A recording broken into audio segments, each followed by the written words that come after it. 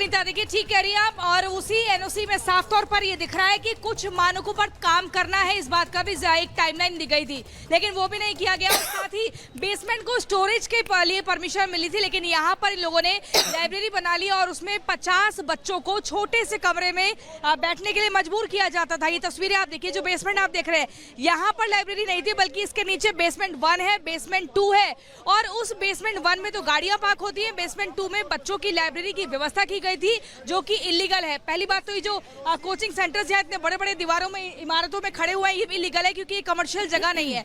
और उसके बाद उस बेसमेंट 2 में आप सोचिए कितना सफोकेशन होगा। वहां पर एग्जिट के लिए एक सीढ़ियों के अलावा कोई दूसरा रास्ता नहीं था। इवैक्यूएशन के लिए 2 रास्ते होने चाहिए थे, लेकिन वो रास्ते भी नहीं थे, और वहां पर एकाएक पानी घुस जाता है। ये बताया जा रहा है कि पानी का जो पाइपलाइन है कहीं इंटरनली ही लीक हुआ है, जिसके बाद एकदम जो सैलाब है वो पानी का आता है, और उसके बाद वहाँ एसी चल रहे थे, बिजली के जितने प्लग्स थे वो स्विच ऑन थे, उस पानी में करंट आ जाता है, जिसके बाद 3 बच्चों की मौके पर ही मौत हो जाती है। इन्हीं तमाम चीजों को लेकर सवाल उठ रहे हैं। देखिए दिल्ली लापरवाही किस स्तर पर की गई, लेकिन सवाल यह भी है कि क्या एमसीडी जिस तरीके से हमें बता रही है उसके बाद उसकी जिम्मेदारी खत्म हो जाती है। बड़ी खबर यह कि दिल्ली के राजेंद्र नगर में राव आईएएस जैसी दर्जनों लाइब्रेरियां मौजूद हैं जो इमारतों के बेसमेंट में बनी हुई हैं। हमारी टीम ने राजेंद्र नगर के ऐसी बेसमेंट वाली इन लाइब्रेरीज की जो तफ्तीश है वो की है, और दिखाते हैं आपको क्या कुछ हालात राजनगर में। ओल्ड राजेंद्र नगर की गलियों में इस वक्त हम मौजूद हैं, और यहाँ पर मल्टीपल ऐसी लाइब्रेरी है जो कि बेसमेंट में चल रही है।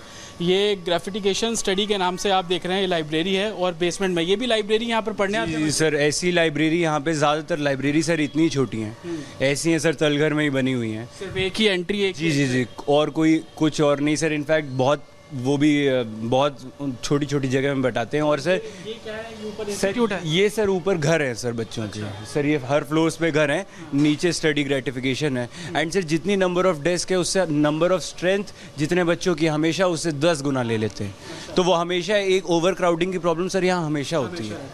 तो इस लाइब्रेरी के अंदर हम जाने की कोशिश करते हैं। आप देखेंगे संकरी ये रास्ता है, और बेसमेंट के अंदर जब हम उतर रहे हैं तो आप ये तस्वीर इस लाइब्रेरी के अंदर की है, और मेरे विजय जब अंदर आएंगे तो आप तस्वीरों में देख पाएंगे कि यहाँ पे बच्चे जो हैं वो तमाम पढ़ते हैं। बुक्स यहाँ पर एक तरीके से क्यूबिकल्स बनाए गए हैं, लेकिन एंट्री करते हुए आप ये बायोमेट्रिक देख रहे हैं। जो बच्चे यहाँ पर आएंगे वो बायोमेट्रिक करेंगे और उसके बाद एंट्री करेंगे, और ये छोटे छोटे क्यूबिकल्स आप यहाँ पर देख लेंगे, और यहीं पर आकर बच्चे जो हैं वो स्टडी करते हैं। और आप यहाँ पर देखेंगे कि बच्चे जो हैं वो छोटे छोटे क्यूबिकल्स में बेसमेंट के ठीक बिल्कुल नीचे कुछ बच्चे हैं, इनसे हम बात करने की कोशिश करेंगे। आप लोग बताएंगे, आप लोग पढ़ते हैं यहाँ पर? भाई साहब पढ़ते हैं यहाँ पर? आप भाग क्यों रहे हैं, आप बताइए ना। तो ये शायद कोऑर्डिनेटर होंगे या संचालक होंगे इस तरीके से, जो अब भाग रहे हैं फ़ोन पे हाथ लगाकर, लेकिन अंदर की तस्वीरें हम देख रहे हैं। इसी तरीके से लाइब्रेरी चलती है, बहुत देख सकते हैं। मतलब पूरे राजेंद्र नगर में ना इतनी बेसमेंट में लाइब्रेरी बिल्कुल छोटी छोटी, कितनी कंजेस्टेड है। मान लो कुछ इमरजेंसी हो जाए तो मतलब पानी भर जाए, मतलब सेंट्रल लॉकिंग सिस्टम है, शॉर्टकट हो गया, सेंट्रल लॉकिंग बंद हो गया, फिर आप कैसे बाहर निकलोगे? बायोमेट्रिक भी मैं देख रहा हूँ, तो क्या स्टूडेंट्स बायोमेट्रिक करके अंदर जाते हैं? बायोमेट्रिक करके अंदर जाते हैं स्टूडेंट, गेट बंद रह जाएगा, अगर फिर बाहर आना होगा तो राम भरोसे है, यही तो दिक्कत है। तो आप लोग ऐसे ही पढ़ते हैं इन लाइब्रेरी? पढ़ते हैं, कोई ऑप्शन ही नहीं है ना यहाँ, कोई ऑप्शन नहीं है। फिर ये किराया माफिया सबका सब वही है, कहीं 5 फ्लोर बने हुए, कहीं 6 फ्लोर बने हुए, रूल्स सिर्फ बने हुए, एग्जीक्यूशन हो नहीं रहा है। देख सकते हैं मतलब रिसेंटली आपने ये देखा आप ऊपर रेजिडेंशियल है, आप बच्चे इसी कमरों में रहते हैं, और नीचे बेसमेंट में लाइब्रेरी। कितने वायर्स यहाँ पे आगे पीछे पूरे वायर सिस्टम है। अब जब बिजली का, अब जैसे पानी आता पूरा भर जाता है, इतने वायर्स है। मान लो कोई स्टूडेंट आ रहा है, गलती से किसी वायर को टच कर दे, हु इज रिस्पॉन्सिबल? ब्रॉडबैंड वाले आते हैं, अंदर कोई आता है, एक वायर के बाद इतनी वायर लगे रहते हैं, तो बहुत सारी मतलब खामियां हैं यहाँ पे। बस स्टूडेंट अपना पढ़ रहा है, रह रहा है, मतलब काट रहा है कैसे ना कैसे करके। सब चेंज होना चाहिए। बहुत बड़ी प्रॉब्लम है सर, सीवेज यहाँ आए दिन खोलते हैं सर, रोज ब्लॉक्ड रहते हैं, उनका कोई परमानेंट सोल्यूशन नहीं है। एमसीडी को कई दफ़ा सर यहाँ पे स्टूडेंट्स हैं, उन्होंने भी लिखा, हाउस ओनर्स ने भी लिखा, मगर उनके पास सर कोई सोल्यूशन नहीं है, ना वो देना चाहते हैं सर।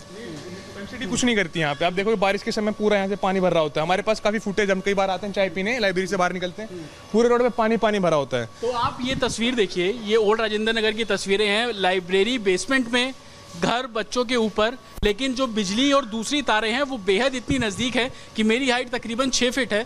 आप ये देखिए, बहुत इजीली मैं इन तारों को टच कर सकता हूँ। और आप बारिश के मौसम में देखिए, आप इनको देखिए, स्टूडेंट्स हैं, ये 6-1 है, है तो यार कितनी इजीली इन तारों को टच कर सकते हैं और कितना खतरनाक ही है। और इसी गली में हम आगे बढ़ेंगे तो आपको मैं दिखाऊंगा कि तस्वीरें ऐसी हैं लाइब्रेरी को लेकर, छोटी छोटी लाइब्रेरी बच्चों की। और जब हम एक लाइब्रेरी के अंदर गए तो कैसे वो लोग वहाँ से भाग रहे हैं, आप इस बात से अंदाज़ा लगाएंगे। ये देखिए, ये एक्सीलेंस लाइब्रेरी है।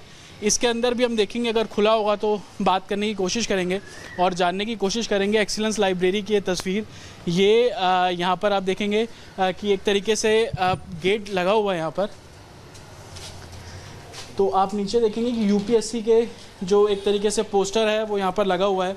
अंदर जाके कुछ अगर लोग होंगे तो उनसे बात करने की कोशिश भी करेंगे। बायोमेट्रिक आपको यहाँ पर नज़र आ जाएगा और अंदर आप ये देखेंगे बच्चे पढ़ रहे हैं। आप देखिए, कोई भी अंदर नहीं जा सकता है क्योंकि बायोमेट्रिक लगा हुआ है। इस बायोमेट्रिक में जब बच्चा अपना फिंगर पंच करेगा तो उसके बाद अंदर जाएंगे। तो गेट पूरे तरीके से लॉक है और बच्चों को आप देखेंगे कि अंदर पढ़ रहे हैं। मेरे पीछे थोड़े आगे आएंगे तो आप तस्वीरों में देखेंगे कि कितना छोटा ये इलाका है। आप खोल पाएंगे दरवाज़ा खोलेंगे ताकि हम देख पाएँ कोई कोऑर्डिनेटर होगा। अंदर हम जाने की कोशिश करेंगे, बात करने की कोशिश करेंगे। आप स्टूडेंट हैं, कोई कोऑर्डिनेटर है जो चलाता हो ये लाइब्रेरी? हाँ, स्टूडेंट। तो आप लोग कैसे ही पढ़ते हैं? देख सकते हैं कितनी छोटी जगह है क्योंकि बायोमेट्रिक से ही आप लोग आ रहे हैं अंदर। हाँ जी, बायोमेट्रिक से ही आ रहे हैं हम सारे। और अभी कितनी फीस देते हैं आप लोग मतलब इस लाइब्रेरी? फीस स्ट्रक्चर यहाँ पे लगाया हुआ है। अच्छा, तो ये 2600 देखेंगे 24 आवर्स फिक्स्ड फी आप यहाँ पे देखेंगे 2600 रुपये। 12 घंटे के आप देखेंगे तो 1600 रुपये इस तरीके से फीस है। डर नहीं लगता कि बेसमेंट के इतना नीचे रात में ही हादसा हुआ, 3 बच्चों की मौत हो गई, बारिश का पानी जमा हुआ? डर तो लगता ही है, बट सेफ्टी मेजर्स भी देखने पड़ेंगे। पर यहाँ पे अभी तो हुआ नहीं है ऐसा पानी का कुछ। और बाहर नाले भी हैं तो अभी तो इतना ज़्यादा अंदर नहीं है, ये बाहर से ही है। तो अभी यहाँ पे तो अभी डर तो अंदर की भी मैं आपको तस्वीर दिखाऊंगा। तो छोटे छोटे क्यूबिकल्स यहाँ पर बने हुए हैं। नंबर आप यहाँ पर देख लीजिए, 46 क्यूबिकल्स हैं। ये इससे ज़्यादा भी है, 46 ही है या इससे ज़्यादा भी है। 47, 48 आप ये देखेंगे कि 51 तक, यानी कि एक बारी में 51 बच्चे जो है वो इस बेसमेंट में आकर पढ़ सकते हैं और उनके छोटे छोटे क्यूबिकल्स आपको यहाँ पर साफ तौर पर नज़र आ जाएंगे। तो राजेंद्र नगर में, ओल्ड राजेंद्र नगर में इस तरीके की सैकड़ों लाइब्रेरी है जो कि चल रही हैं, बेसमेंट के अंदर चल रही हैं। तो इसी तरीके के जो लाइब्रेरी है वो आपको पूरे राजेंद्र नगर में साफ तौर पर नज़र आ जाएगी। और जिस तरीके से हम लगातार ओल्ड राजेंद्र नगर की तस्वीरें आपको दिखा रहे हैं, तो लाइब्रेरी में ऐसी तस्वीरें हैं, बहुत कंजस्टेड, ऊपर बच्चों के घर, नीचे बायोमेट्रिक। और आप ये अंदाज़ा लगाइए कि अगर कोई ऐसी दुर्घटना होती है तो बायोमेट्रिक करेंगे तभी आप गेट खोल पाएंगे। और कल जिस तरीके से हादसा हुआ उसकी सबसे बड़ी वजह यही थी कि जब पानी भरा तो कांच का जो ब्लास्ट हुआ उससे कांच पूरे बेसमेंट में फैलना शुरू हुआ। एक ही एंट्री एग्जिट था, पानी जिस जगह से आ रहा था बच्चे उस जगह से कैसे बाहर निकलते, ये बड़ा सवाल था। बिल्कुल। और देखिए, लगातार हम आपको ग्राउंड जीरो से रिपोर्ट दिखा रहे हैं। आपने जतिन की रिपोर्ट भी देखी, किस तरीके से कोई व्यवस्था के इंतजाम नहीं किए गए हैं। अब आपको एक बार फिर से तस्वीरें यहाँ पर दिखा देते हैं। जो छात्रों की संख्या है वो बढ़ती जा रही है, जो उनका आक्रोश है वो बढ़ता जा रहा है। बैरिकेड्स यहाँ पर लगा दिए गए हैं। बात करने की एक बार फिर से कोशिश कर लेते हैं। लगातार आपकी तरफ से हम देख रहे थे, मांग की जा रही थी, बैरिकेड्स भी अब लगा दिए गए हैं। सुना गया कुछ? जी, अभी तक तो कोई सुनवाई नहीं हुई। पुलिस वाले मतलब ज़्यादा से ज़्यादा ये कह रहे हैं कि वो आएंगे, कब आएंगे कुछ ये पक्का नहीं है हमें। ये बात हो रही है कि डेलीगेशन भेजा जाए, ये किया जाए, पर डेलीगेशन भेज के हम क्यों बात करें? एक बंद कमरे में क्यों बात हो? जब यहाँ सारे छात्र आए हैं, यहाँ जब पूरे छात्रों का, यहाँ जितने भी छात्र जो यहाँ सीधे तौर पर ये जो लगातार ये सिक्योरिटी लैब्स हुआ है जिसकी वजह से मतलब अभी तक संख्या नहीं पता हमें कि कितने लोग मरे हैं। यहाँ 120 की कैपेसिटी की लाइब्रेरी है और यहाँ न जाने कितने छात्र होंगे। जितने भी इंस्टीट्यूट हैं सब में लाइब्रेरी में यही हालात है। यही हालत है कि बेसमेंट पे आमतौर पे 90% फीसदी यहाँ पे लाइब्रेरीज बेसमेंट में है और ये वाटर लॉगिंग की समस्या लगातार होती आई है। और इस तरह के सिक्योरिटी लैब्स से सबसे ज़्यादा जो आम घर से, देखिए यहीं क्यों होती है वाटर लॉगिंग की समस्या? मुखर्जी नगर में ही क्यों आग लगती है?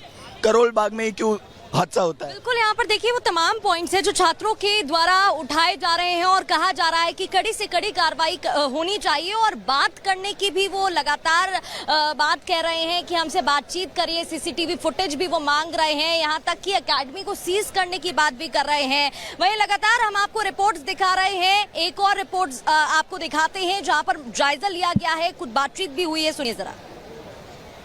धर्मेंद्र जी, श्रेया से आखिरी बार बात कब हुई थी और कब श्रेया ने एडमिशन लिया था उस इंस्टीट्यूट में?